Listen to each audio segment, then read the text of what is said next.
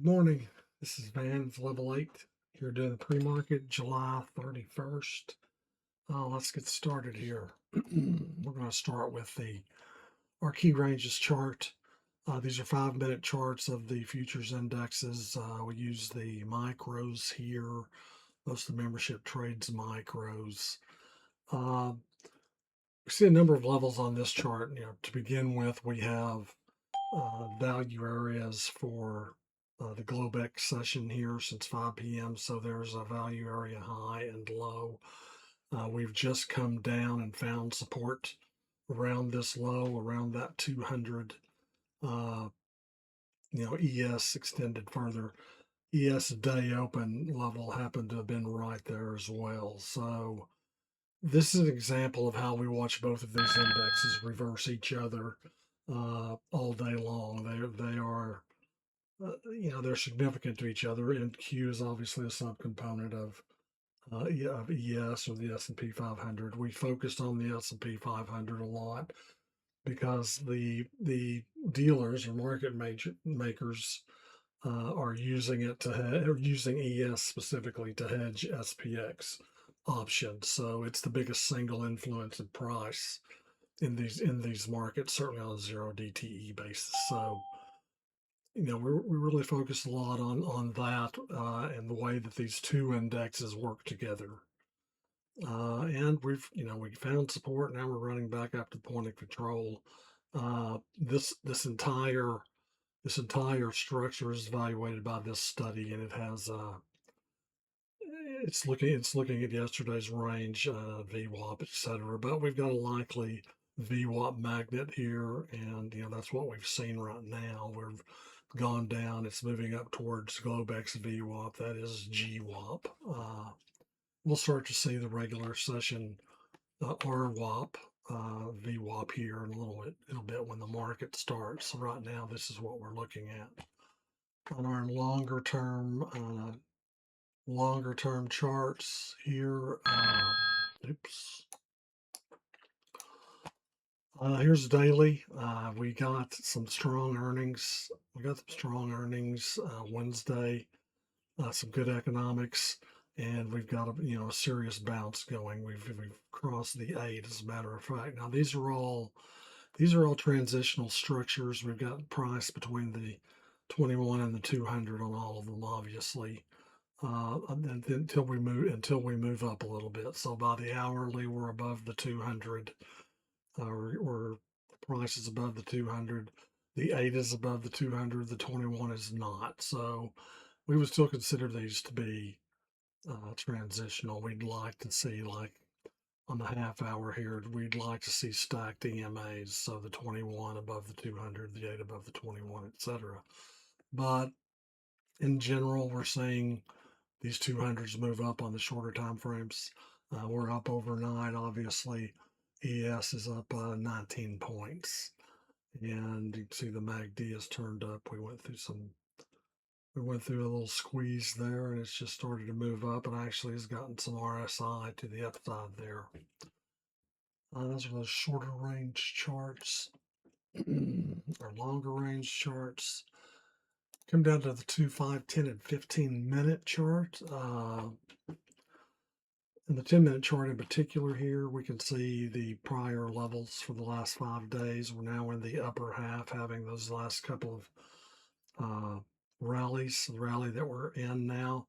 We're kind of bordered here by some really close highs and lows from previous days, and those are important to watch. So to the top side here, those are centered around 28,750 on MNQ, which is what we're trading to the most part, and 28,225 to the bottom. Now you can get these could be, if you're an ES trader, these work for you as well. The same types of levels are available to you. So we're always conscious of these 200s. Certainly when we get the big impulsive moves that kind of take off over a piece of news or something like that, we're very conscious of these 200s.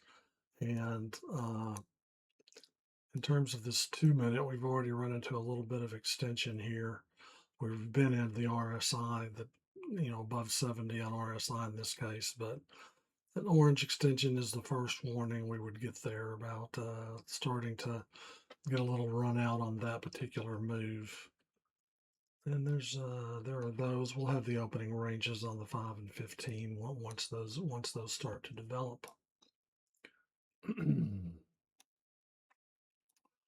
1 minute charts where we execute, certainly in the context of all the charts you just saw. So we'll find entries here at the standard levels usually. These are set on 50s. There's obviously 25s in between. When we have really low ATR like this, we can get we can get entries on those. If you're hearing ringing or dinging, that is the chart telling us about various extensions. That's things of that things of that manner. I just pointed out a couple of them. We have an extended bull now on the ADX, so it gets into an exhaustion zone up here once it runs hard enough in one direction. That's just another indication of extension. These lower time frame charts, we do have target zones that are formed. This one was set on this pivot back here, and it is reacting on that zone right now. Treasuries are negative. Uh, this is a bearish reading, but it's really just like kind of like the wind blowing. Which way is the wind blowing? Well, the wind is blowing against a rally here right now, and we'll see if it plays out. Uh, here are our indexes. VIX is normal. Uh, Round 17, perfect. We don't have Mag 7 values yet. We're in pre-market. It's being traded, but it's very thin. We don't have the S&P sectors going yet. So there's a lot of data we're missing, like bold ratios, AD ratios, things like that. We might use to determine whether or not we have trending situations or the ranging situations. And there's the 1 minute chart. Between those four charts, guys, it is a puzzle, but the room is there to make very good trades, have very good awareness of what's going on with price and the levels that it responds to. We can go take a look at our weather collection here. We're showing some negative gamma exposure as we've had all week long. We haven't come out of it yet. We got into positive yesterday. It's still a little bit negative here at this is SPX. That's 74.35 is where it's showing that, and the flip point is 30 points above. So we've already moved up. We're up 20 points overnight, so we're pretty close. This isn't something where we would expect to have major, major hedging to the downside or upside like we've seen where they're pushing price. Whichever way price is going, they push it. We're getting back to the more normal hedging things where we see the dealers and the market makers compress price. They buy, their algos are buying low and selling high, and that's why fading price is in one sense a good stance to be in when we get into positive. Certainly, momentum type trading is better when we're down here. That same type of condition is on I'm sorry, QQQ right here. So if you kind of eyeball that middle line, you'd see we're pretty close to even here on green to the upside, red to the downside, possibly a little bit skewed negative. But again, I don't see any conditions that would, like we've had that, would say we're definitely in this hedging regime where the dealers are magnifying price. Today we've seen Chicago PMI. Uh, this is a positive on that. A little bit good numbers here. We've had good numbers, economic numbers all week, and that's been the kind of certainly Wednesday. We followed through yesterday on it. So that kind of stopped the retreat we've had going on here now for really a good solid over a week back into last week. If we've seen our gamma exposure, I'm sure we've got a little bit of negative sentiment here. Fear is still on this fear and greed gauge. So we're not, so in general with their parameters that they use, and you can find these down here with momentum, things like momentum and the relative stock strength, 52-week highs and lows, for instance. Uh, it's a pretty really broad index basically, but they still call for fear in the market. We can finish up by looking at our playbook.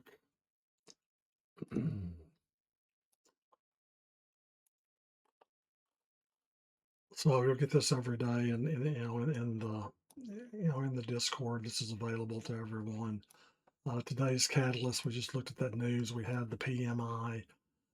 We had the employment cost index. These are all two-way risks, though. And there was nothing shocking about either of these numbers. Then we're going to get a rig count later on basically, touching on the oil business, earnings digestion for Amazon and Apple. And we look at maybe next day catalysts for the power hour, see what we might do there. So here's the market backdrop. NQ active leadership. There's oil being up. That's obviously bearish. The futures are softer down. That can be bearish. And we have mixed. It's just the post-release setup is mixed in terms of what we're going to have later on in the news and releases. Options overlays mildly defensive. Maybe there may be some negative or bearish sentiment in it.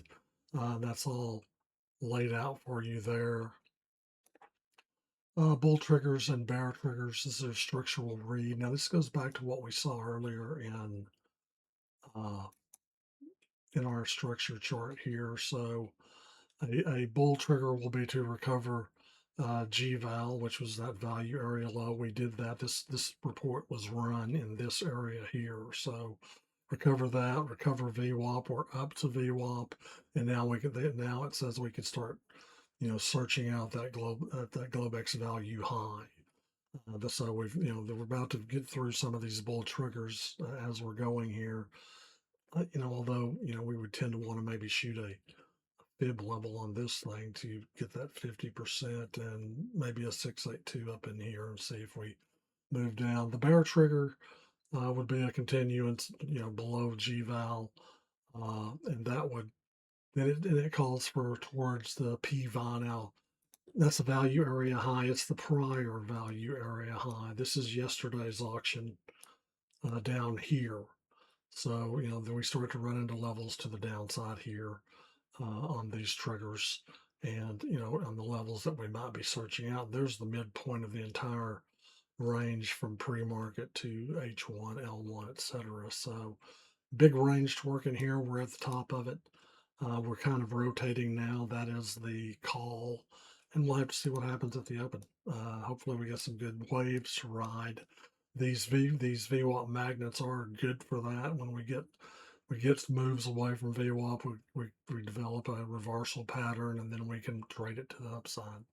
As long as we're not in negative gamma, it becomes a little bit simpler, a little bit easier to play those reversals. Uh, and here are some levels to the downside. Well, there's H1 and L1, which we've already talked about, stuff to watch, etc. So there's the playbook. You can get that on the Discord channel now. That is if you'll go to level8trading.com, you can sign up for free Discord, get in, see how we trade this workspace. You can purchase the workspace. You can get into the room and trade with us. As far as the NQ room goes, we have an ES room also, but not currently being manned. But certainly in the future, we may develop that one further. You're watching on YouTube.